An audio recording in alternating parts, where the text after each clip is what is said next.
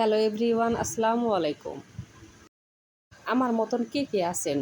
টেবিলে ভাজি তরকারি থাকলেও একটা ভর্তার আইটেম থাকতে হবে। যেদিন আমি বাসায় ভর্তা করব না সেদিন আমার টেবিলে খেতে যেতে ভালো লাগে না। তাই আজকে আমি পটল ভর্তা করব। পটল ভর্তাটা আপনাদের সাথে শেয়ার করব। আর এই পটল ভর্তাটা খেতে খুবই মজা হয়। পটলের উপরে পাতলা খোসাটা আমি ছাড়িয়ে নিয়ে এরকম ছোট ছোট করে কেটে নিয়েছি। আমি ধুয়ে পরিষ্কার করে এখন প্যানের মধ্যে দিয়ে দিব।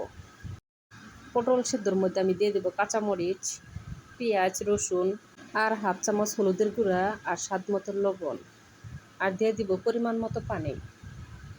এখন আমি দিয়ে দিব কালো জিরা আর তিল।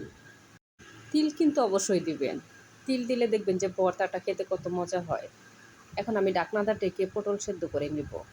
আর এই পটল সিদ্ধ হতে বেশি সময় লাগে না, আর পানিও বেশি দিতে হয় না, অল্প একটু পানি দিলে পটল সিদ্ধ হয়ে যাবে।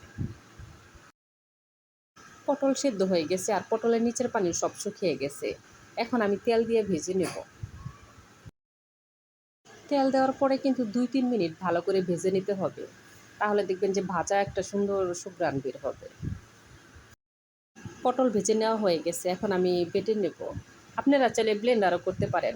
আর যে কোনো ভর্তা পাটায় বেটে করবেন তাহলে দেখবেন যে ভর্তাটা খেতে খুবই ভালো লাগবে। পাটায় ভর্তা ফেঁসে নেওয়াটা আমি আর দেখালাম না। এই পটল ভর্তার মেন হয়েছে এখন। আমি এখন দিয়ে দিব ৪টা শুকনো মরিচ, স্বাদ মতো লবণ আর পেঁয়াজ কুচি দিয়ে এখন আমি হাত দিয়ে ভালো করে ডলে নিব মরিচ। গরমের মধ্যে দেখবেন শুকনা মরিচের ভর্তায় কিন্তু খেতে বেশি ভালো লাগে। তাই শুকনা মরিচ দিয়ে ভর্তা করার চেষ্টা করবেন। আর এখন আমি দিয়ে দিব সরিষার তেল।